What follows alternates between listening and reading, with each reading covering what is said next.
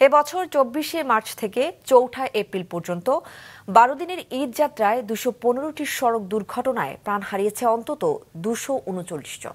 এছাড়া গুরুতর আহত হয়েছেন আরও ৫১৬ জন। পুরো ঈদযাত্রা শেষে এই সংখ্যা আরও বাড়তে পারে বলে আশঙ্কা। ঈদের ছুটি শুরুর পর থেকেই দেশের বিভিন্ন প্রান্তে প্রতিদিনই ঘটছে ভয়াবহ সব সড়ক দুর্ঘটনা। দেশের প্রতিটি ঈদেই রাস্তাঘাটে যখন মানুষের যাতায়াত অস্বাভাবিক রকম বাড়ে, তখন নানা কারণে এমন দুর্ঘটনায় প্রাণ হারায় শত শত মানুষ। এবারের ঈদের ছুটি শুরুর পর শুধু ২৪ মার্চ থেকে ৪ এপ্রিল পর্যন্ত মাত্র ১২ দিনে প্রাণ হারিয়েছেন অন্তত ২৩৯ জন। এছাড়া গুরুতর আহত হয়েছেন আরও ৫১৬ জন। পুরো ঈদযাত্রা শেষ হলে এই সংখ্যা আরও বাড়তে পারে বলে আশঙ্কা করা হচ্ছে।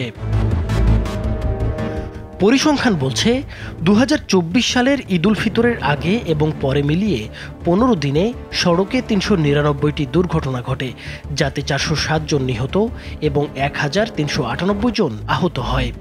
ওয়ালটন আবারও মিলিয়নিয়ার অফারে ওয়ালটন ফ্রিজ কিনে আপনিও হয়ে যেতে পারেন মিলিয়নিয়ার। ২০২৩ সালের রোজার ঈদের ১৫ দিনে সড়কে ৩০৪টি দুর্ঘটনায় প্রাণ গিয়েছিল ৩২৮ জনের, আর সে সময় আহত হয়েছিল ৫৬৫ জন।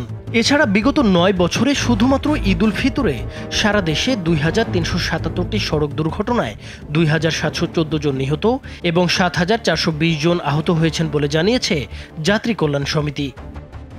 নাইমুর হোসেন, মাছরাঙা টেলিভিশন।